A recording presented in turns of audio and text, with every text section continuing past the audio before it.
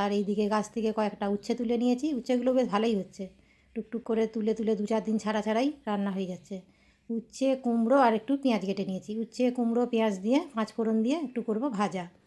উচ্ছেটা যেহেতু হালকা তেতো, তবে আমাকে তো তেতো লাগে না, যারা তেতো পছন্দ করে না এরকমভাবে কুমড়ো দিয়ে ভাজা করলে খেতে পারেন, দারুণ সুন্দর লাগবে। মানে উচ্ছের সাথে কুমড়োটা বেশ ভারী সুন্দর মানে মিশে যায়। কুমড়োটা যেহেতু একটু মিষ্টি মিষ্টি ভাব, উচ্ছের তেতো ভাবটা আর একদম বোঝা যাবে না।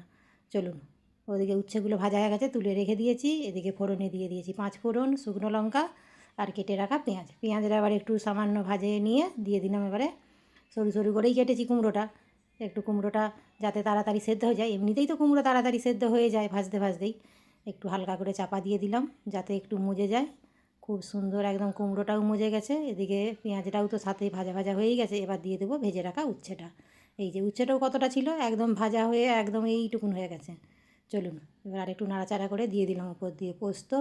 এইটা বেশ ভারী সুন্দর লাগে খেতে, এই একটা পদ দিয়েই ভাত খাওয়া যাবে, একটু যদি সাথে থাকে ডাল, আর কিছু লাগবে না।